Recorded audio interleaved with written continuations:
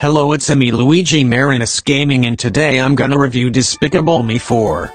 This was my most anticipated movie of this year alongside Inside Out 2. And how did it live up? Well, I gotta say, wow, that movie was incredible and an improvement from Despicable Me 3. Even though it's one of my favorite Despicable Me movies, I will admit that it was a little downgrade from Despicable Me 2. I will say it's side by side with Despicable Me 1, but not quite as good as 2 in my opinion. So the movie starts up with Gru going to his villain school, meeting his arch-nemesis Maxime Lamau. Maxime is a supervillain with his girlfriend Valentina and wants to get revenge on Gru. He's a cockroach-themed supervillain that doesn't want to give up and does anything to stop Gru. After Maxime escaped from prison, Gru and his family have to move to a new house in a big city called Mayflower. The family all has to change their name to go undercover and not get noticed, so they get new identities. Gru goes by the name of Chet now, and his job is a solar panel salesman. Lucy is now Blanche and her new job is hairstylist. Edith is now called Blair and goes to a karate school with Agnes, who is now named Brittany. Margot is now named Bree and goes to a new school but gets bullied at school by getting glitter on her face. I liked how the family has to get used to their new identity, and it was fun to see it all play out. During the movie, Gru meets Poppy, a teenage girl, who is a big fan of him, and wants to become like Gru, so they go on a heist and catch the honey badger. I thought Poppy was my new favorite character of this movie. She's funny, mysterious, and has a soft side as well. Maxime and Valentina were a great villain couple duo. They both had great scenes, and I feel like they will become iconic villains in the future, like Victor, Scarlet Overkill, El Macho, etc. I liked how Maxime was a villain from Gru's past, and I liked how his backstory was explained in the movie, and I thought it was very funny and clever. I also liked his cockroach army and his whole cockroach vehicle.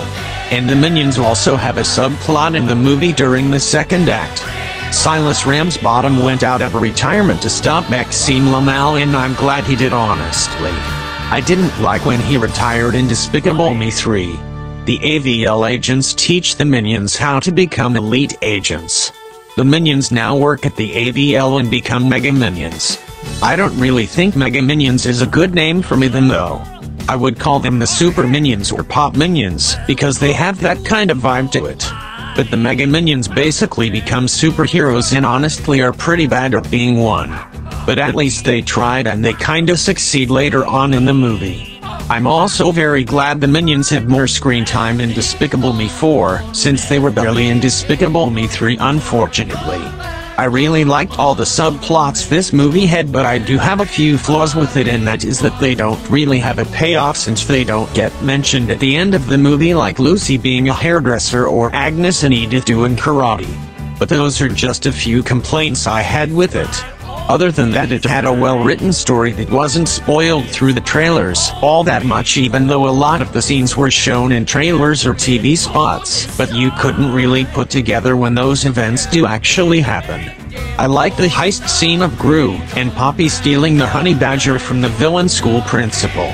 The movie was also very funny, with the jokes mostly coming from the Minions, but they don't really get too repetitive, and they land most of the time. The main Minions were Phil, Ralph, and Ron, which went along with Gru's family to their new home. Also in this movie, Gru and Lucy are having a kid named Gru Jr., but they don't have a scene of them giving Gru Jr. his name, but they have a son now, and he kinda looks like a combination of Jack Jack and the Boss Baby. We see more scenes of Gru trying to be a better father for Gru Jr. and the girls, like we did in the first movie. I like how it's Gru Jr.'s arc is to learn to like Gru, since he only likes his mother Lucy. We also have more scenes of Lucy with the girls, and I liked her character of her taking care of the kids. She realizes she's not good at being a hairdresser.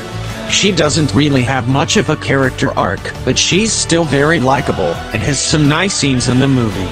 I liked Poppy's arc in this movie about becoming a supervillain. She was a great secondary character, and I wouldn't mind if they made a spin-off about her in the future.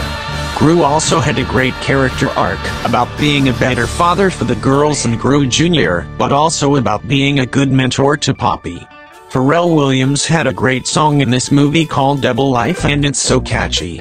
Perry Prescott is Poppy's dad, and wants to play a match of tennis with Gru in the climax of the movie, and also, Patsy Prescott is Poppy's mother, and they are Gru's new neighbors. They are a great family and I liked their chemistry. I liked how the movie doesn't focus on too many characters.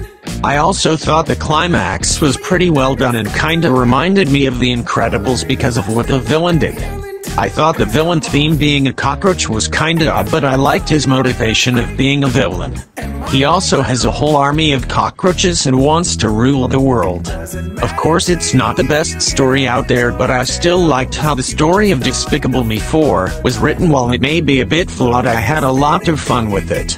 And honestly, after the ending, which I'm not gonna spoil, I really doubt they are gonna make a Despicable Me 5.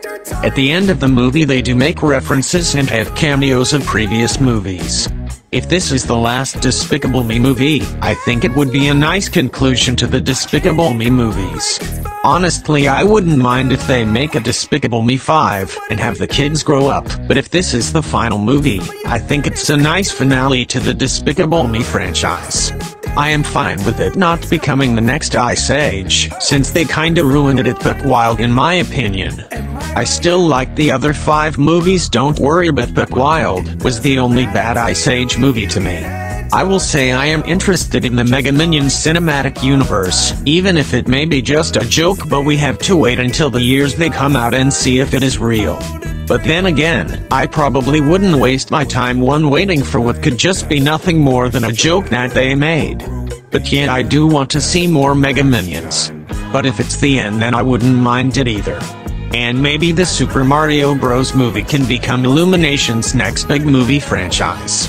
And after watching it on June 23rd, I gotta say that it was my favorite Despicable Me movie since Minions: The Rise of Gru and Despicable Me 2, and it's my 3rd favorite Illumination movie after the Super Mario Bros. Movie and Sing 2. This is the Shrek 4 of the Despicable Me movies, because it's an improvement from Despicable Me 3, but unlike Shrek 4, they kinda do acknowledge some of the events from the 3rd movie, because there are some mentions of the characters from Despicable Me 3. The movie also had a lot of callbacks to the previous movies. And I like that this movie had more scenes with the Minions than Despicable Me 3, since the Minions were barely in Despicable Me 3. The story is kinda similar to Kung Fu Panda 4, when Poppy wants to become a successor of Gru, like becoming the next supervillain that Gru once was. It's a good idea and makes for a nice payoff. I actually think it's better than Kung Fu Panda 4, to be honest.